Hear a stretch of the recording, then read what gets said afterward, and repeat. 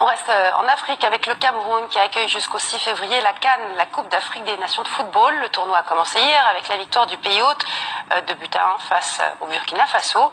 Si tous les yeux sont tournés vers le pays des lions indomptables, le contexte sanitaire et sécuritaire risque de peser sur la compétition. Le point avec Quentin Mauclair.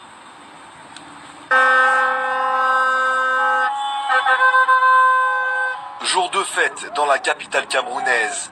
Après un report d'1 an en raison de la situation sanitaire, la 33e Coupe d'Afrique des Nations a enfin donné son coup d'envoi ce mercredi.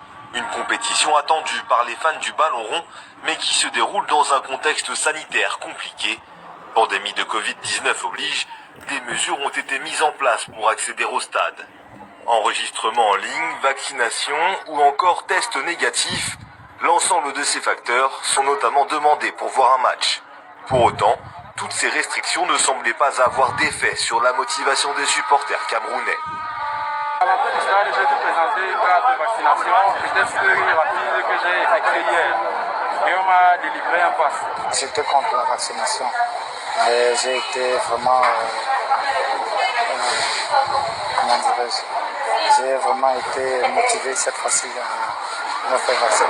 On dit dans le monde entier qu'il y a la guerre au Cameroun, mais quand vous voyez là, est-ce que vous voyez l'image de la guerre? Je ne pense pas.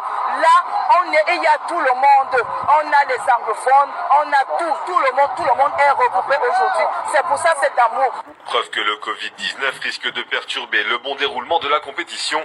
Plusieurs joueurs de différentes sélections ont déjà été testés positifs ces derniers jours. En plus de la situation sanitaire, s'ajoute un contexte sécuritaire compliqué au Cameroun, au nord-ouest et au sud-ouest du pays, dans les régions habitées par la minorité anglophone. Des affrontements sanglants ont lieu entre groupes armés et forces de sécurité.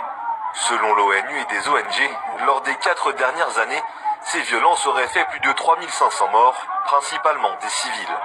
Le président Paul Biya a tenté de rassurer sa population lors de ses vœux pour 2022.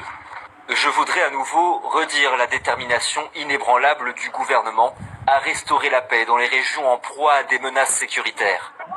Aux violences intercommunautaires viennent s'ajouter la menace djihadiste au nord du pays.